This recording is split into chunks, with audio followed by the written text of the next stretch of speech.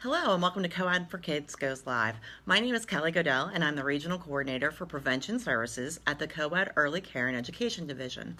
Co-Ed is the child care and resource agency for 31 counties in eastern Ohio. This broadcast is brought to you today in partnership with the Ohio Children's Trust Fund and the Eastern Ohio Prevention Council, both who are seeking to provide child abuse and neglect prevention services in Belmont, Carroll, Coshocton, Guernsey, Harrison, Jefferson, Monroe, Muskegum, Noble, and Tuscarawas counties.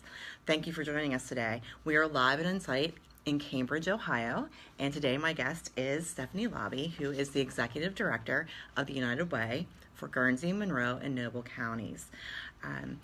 Today we're going to be talking about something really exciting that is happening in these counties, and it's the Dolly Parton Imagination Library. Welcome and thank you. And we'll be talking about the library and that services. But first, begin by just telling us a little bit about yourself and your involvement with the United Way and how you came to be with that. And then we'll get into the meat of our conversation, which I'm excited about. But tell us about yourself first. Sure, absolutely. Well, my background is social services, and I have always worked with youth in one way or another. I come from Juvenile Court and Family and Children First Council, where I worked for 9 years with at-risk families. I have been with our local United Way for 7 years now. And really it was just a good segue from the prior job to this job, and actually I still coordinate Family and Children First Council locally, so it really gave me an understanding of the agency programs that are supported through United Way and the impact there, so it was a great transition. And so one of the things that had in your tenure here at the United Way in your past 7 years is the Dolly Parton Imagination Library. So let's start at the very beginning and tell our viewers what it is, how it came about, the history prior to it coming to these three counties, and then we'll go from there and talk about how it's actually impacting our friends and families in these counties. Right. So when I first started, my goal was to really go around and talk to everybody that I could about our programs, what was working, what wasn't working, where there might be gaps, and so on. And I found out right away that their programs that we were funding are doing a magnificent job, fabulous, but there are a couple of areas where there were some gaps, and one of those areas was the early childhood literacy piece of it. And from there I started doing some research into what programs were already available and brought together some women volunteers. So we had some educators, we had some folks who worked with children's services, just different volunteers from the community who were interested in literacy. We found the Dolly Parton Imagination Library, and we thought this was a program that had a huge impact, didn't require a lot of extra time and funding, which was important, and also allowed us to really get out in the community and see the impact that it was having. Everybody's heard of Dolly Parton. She actually started the program 20 plus years ago in her home county of Seaver, Kentucky. Where's she from? Kentucky, West Virginia. And the reason for that was simply because when she was growing up, her father was illiterate. Literacy became very important to her from an early age, and it was a gift that she wanted to provide to all of the children in her home county. Dolly Parton brought together experts from education, from child development, the folks from Penguin Books, and really looked at what they could do to make sure children are ready and where they need to be reading-wise to be successful in school when they start kindergarten. The Dolly Parton Imagination Library was born. And it really is a simple concept. You provide a new developmentally appropriate book to a child from the time they're born through their 5th birthday, once a month in their home. So if nothing else happens, but a child receives a book once a month from the time they're born through their 5th birthday in their home, it has been found that they are 4 times more prepared to start kindergarten. If somebody reads to them, a parent, grandparent, older sibling, especially in rural counties where we are, that percentage jumps up to 10 times more likely to be successful and ready for kindergarten. So a simple program, and with it's a there huge and impact. available. Mm-hmm. It's not, trying to find the resources. It's coming to their home.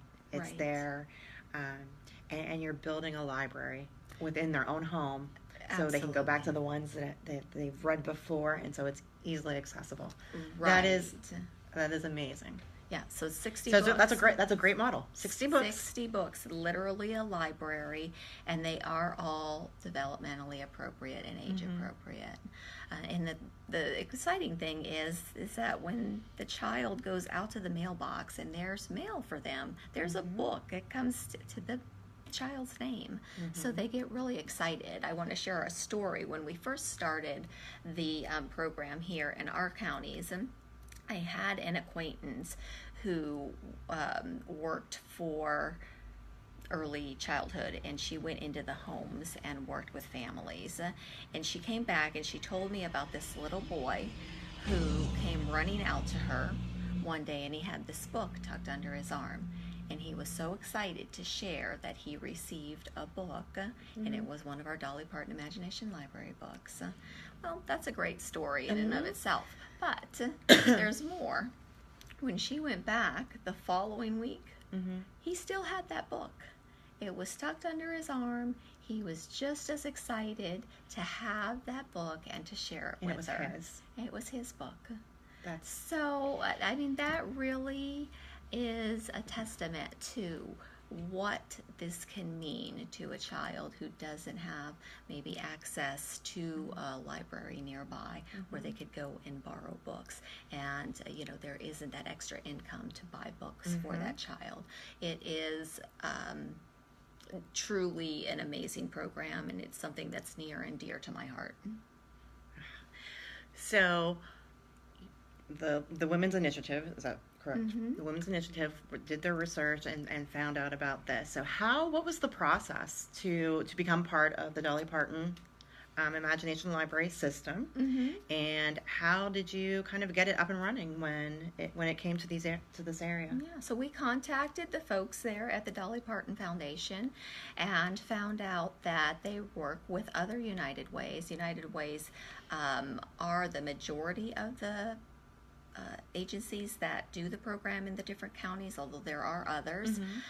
There's an extensive process as far as paperwork, making sure we understand the model, how it's to be used, how we can go about promoting it, so on and so forth.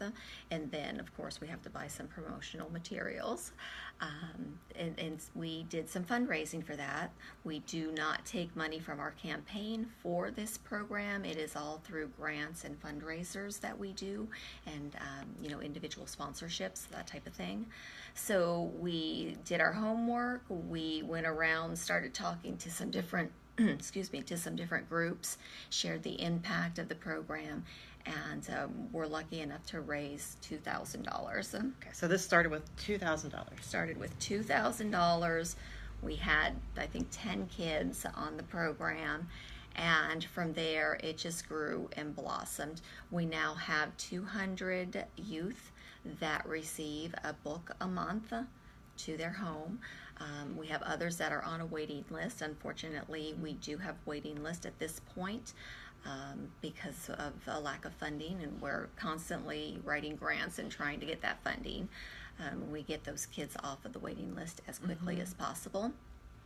With that waiting list, we decided that there was something else that we needed to do because we wanted to provide books in one form or another. So our volunteers had gone out to low-income apartment complexes. They've gone to preschools and done reading events. So they'll go during Read Across America Week or Dr. Seuss' birthday, and they'll read a book to the kids there. And then we collect gently used books and bring those books with us so that we can be sure that each child will receive at least a book from us. And they love it, you know. I mean, the books are great books. They're also developmentally appropriate. And at the apartment complexes, we're also modeling for the parents. So a lot of times, you know, parents haven't had that experience themselves. So we're modeling for them how to read. So we will make the funny different voices and the gestures and have the child come and point to the pictures. So that we can show the parents who maybe haven't had that experience themselves how they can do it with their child. And so that's one other thing that we do that is not really part of the Dolly Parton Imagination Library, but it's something that our Women's Initiative has included with it. We also do locally a literacy garden. Okay. What is your literacy garden? So our literacy These are great ideas garden. that other communities could adopt or could contact you to learn more about it. They don't have these types of things. So just keep telling me all the great things. Yeah, absolutely. So literacy garden, I'm ready. Literacy garden. We think of a regular garden where you're planting vegetables and flowers, and we take it a step further. We have a little library that we put in our literacy garden, and we stock it with books. And then we also, with some help from Muskingum University students, have taken a page from one of the books and kind of brought it to life there at the garden. So you'll see oversized bugs and books in with our vegetables and our flowers. And it's just something that... it's an eye-catching kind of... Absolutely. Where are those located? Where is the garden located? We had a garden here on 6th Street in Cambridge. That garden is currently being used by another group, but our little library is still there. And then we have a garden at Brook Elementary. We teamed up with their 21st Century program over the summer, and so we have a garden out there. And then we also have a little library in Senecaville and another little library in Monroe County. And so in those different locations, your little library, is that just something where they can walk in and borrow a book, or are those books free for them to perhaps take home? How does all that work? All of the above. It's not inside anywhere. It is actually a little house. Okay. And it's stocked with books. And we do ask that if they take a book, eventually they return it. A lot of times they do not, and that's great. That means they're enjoying that book, and we want them to keep it. And we'll go and we'll restock the library. So it is just simply a place for kids to go and take a book, browse through it, take it home with them, maybe return another book that they're no longer using and put it in there. So it's just a lending system without any sort of lending card or anything. So another question is, because I know that you're relying, you're serving 200 kids, young readers with the Dolly Parton Imagination Library model, but then you're also doing these other endeavors to increase early literacy in your communities. And you had mentioned about gently used books. So if someone out there has a box of gently used books, how does one go about becoming involved with you or supporting these early literacy programs here in these 3 counties? Yeah, absolutely. I mean, they can give us a call, 740-439-2667. And I can give them any information that they would need. Also, if they have books that they would like to donate, they can stop by the office, 611 Wheeling Avenue. We do ask that those books are for early childhood, so 0 to 5 is what we're looking for. We can't really use the older books because that's not the group that we work with. But anything 0 to 5, we definitely appreciate. Okay.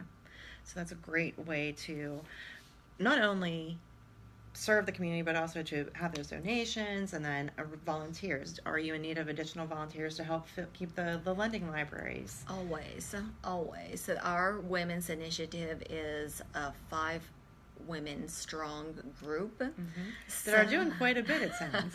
Absolutely, but we always need additional volunteers, and it is something that is not, a monthly meeting, or not something that you have to commit a lot of time to. It is the time that you can commit to it. So if you can come and do a couple of readings with us once a year, then that's what you can do. If you can help us with a fundraising event, then that's what you can do. It really is flexible, and it is what you can do.